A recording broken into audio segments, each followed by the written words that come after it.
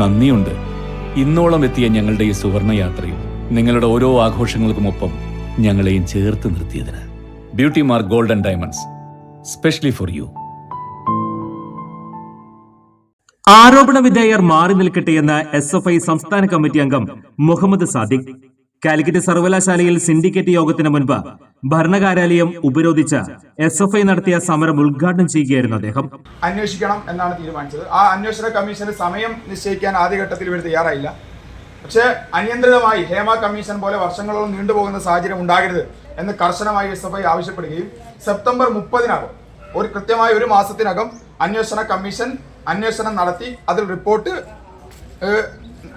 നടപ്പിലാക്കുകയും തീരുമാനം കൈക്കൊള്ളുകയും ചെയ്യുമെന്നുള്ള ഉറപ്പാണ് നമുക്ക് നൽകിയത്. നമ്മുടെ മൂന്നാമത്തെ ആവശ്യം ഈ അന്വേഷണ കമ്മീഷൻ റിപ്പോർട്ട് പുറത്തു വരുന്നത് വരെയുള്ള ഒരു മാസക്കാലയളവിൽ ഈ സിൻഡിക്കേറ്റ് അംഗങ്ങൾ ഈ യോഗത്തിൽ പങ്കെടുക്കരുത് എന്നുള്ളതായിരുന്നു. ആ ആവശ്യം ഈ സിൻഡിക്കേറ്റ് അംഗങ്ങളുടെ തന്നെ ധാർമ്മിക ഉത്തരവാദിത്തമാണ്. ആരോപണം നേരിടുന്ന ഏതൊരു എക്സിക്യൂട്ടീവ് ബോഡിയിലെയും അംഗങ്ങൾ അത്തരം പദവികളിൽ നിന്ന് മാറി നിൽക്കുക. മന്ത്രിമാരാകട്ടെ, അതേപോലെ ഉന്നത സ്ഥാനങ്ങളിൽ ഇരിക്കുന്ന ആളുകളാവട്ടെ, അവർക്കെതിരെ ആരോപണം വന്നാൽ അവർ മാറി നിൽക്കുക എന്നുള്ളതാണ്. മാറി നിൽക്കാൻ ഇവരെന്തായാലും തയ്യാറല്ല എന്ന് മാത്രമല്ല, അവർക്ക് പിന്തുണ പ്രഖ്യാപിച്ച് മറ്റുള്ള ആളുകളും കൂടെ നിൽക്കുന്ന സാഹചര്യമാണുള്ളത്. അതുകൊണ്ട് തന്നെ ഈ അന്വേഷണ കമ്മീഷൻ പ്രഖ്യാപിക്കാനുള്ള തീരുമാനം നമ്മൾ അംഗീകരിക്കുകയാണ്. ആ അന്വേഷണ കമ്മീഷനെ നമ്മൾ പോസിറ്റീവായി കാണുന്നു. പക്ഷേ ആ തീരുമാനം കൊണ്ട് തന്നെ ഇന്ന് തൊട്ടടുത്ത നിമിഷം സമരം അവസാനിപ്പിച്ച് അവരെ അകത്തേക്ക് കയറ്റി വിടാമെന്ന് നമ്മൾ തീരുമാനിച്ചിട്ടില്ല. ഇന്നത്തെ ദിവസം അവർ കയറാതെ തന്നെ പൂർണ്ണമായി സമരം മുന്നോട്ട് കൊണ്ടുപോകാനാണ് നമ്മുടെ തീരുമാനം.